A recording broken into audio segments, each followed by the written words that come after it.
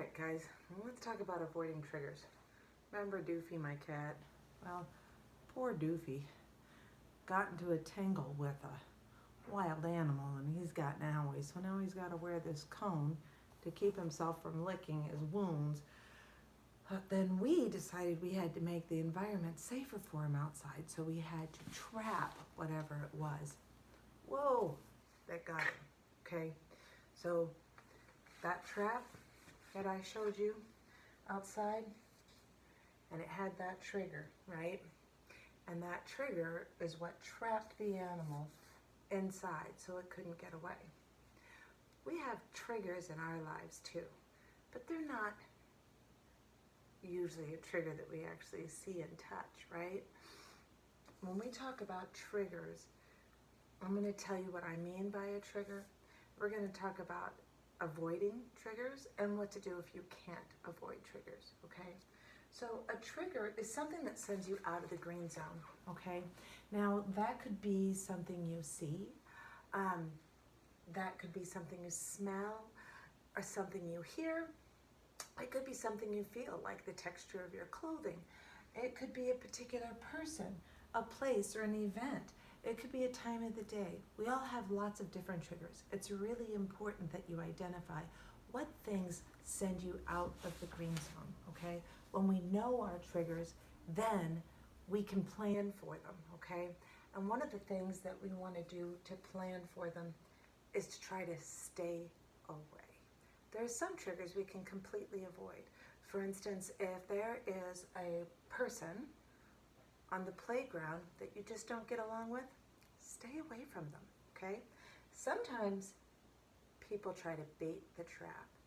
Sometimes people like to see you go out of the green zone, and they may try to bait the trap to get you to trigger yourself and get taken out of that green zone. Don't let anybody else control you. You control you. Don't take the bait. If you know that's a trigger, stay away, okay? So there's some things we can avoid, like if I don't like going to a particular store, particular place, a lot of times I don't have to go there. I can go to a different place, right? But sometimes there's triggers we simply can't avoid, all right?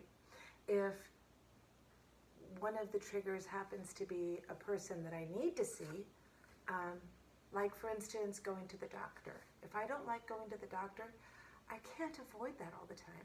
I need to go to the doctor to make sure I stay healthy, right? So there's some things we can't avoid. And if we can't avoid, we need to plan ahead. We need to be thinking about it, all right?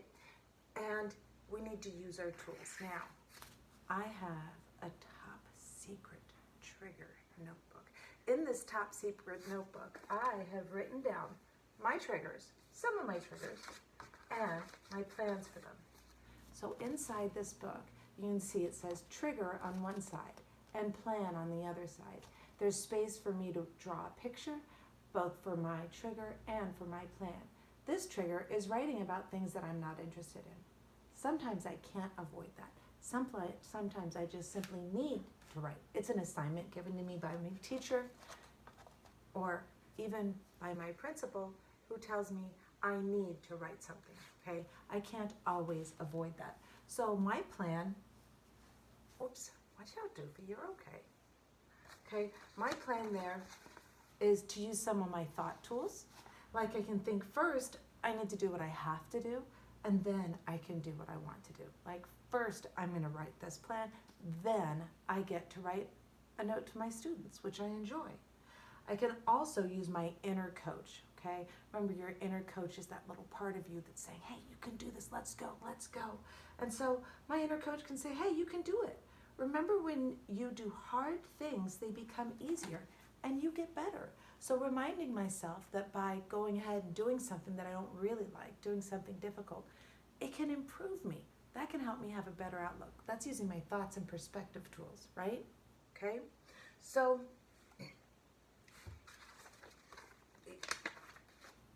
another trigger could be bad smells. Ooh, like some animal smells, perfume, some food, somebody's breath. Ooh, those can be things that trigger me. Sometimes I can avoid those things. Sometimes I can't. And maybe my plan is to put some good smelling oils on a cloth that I can smell instead, right? So you can make your own book like this. If you would like me to make you a book like this, contact me and let me know. I'll send you one, okay? It's important to be able to plan ahead so you can use your tools, all right? So in order to avoid triggers, you need to know your triggers. What is it that sends you out of the green zone, okay? Is it something you see, hear, smell, taste, feel? Is it something you have to do? Is it a particular person or a place, okay? Know your triggers. And then if you can avoid them, stay away. Don't take the bait, okay? And if you can't avoid those things, plan ahead, okay? Use your tools.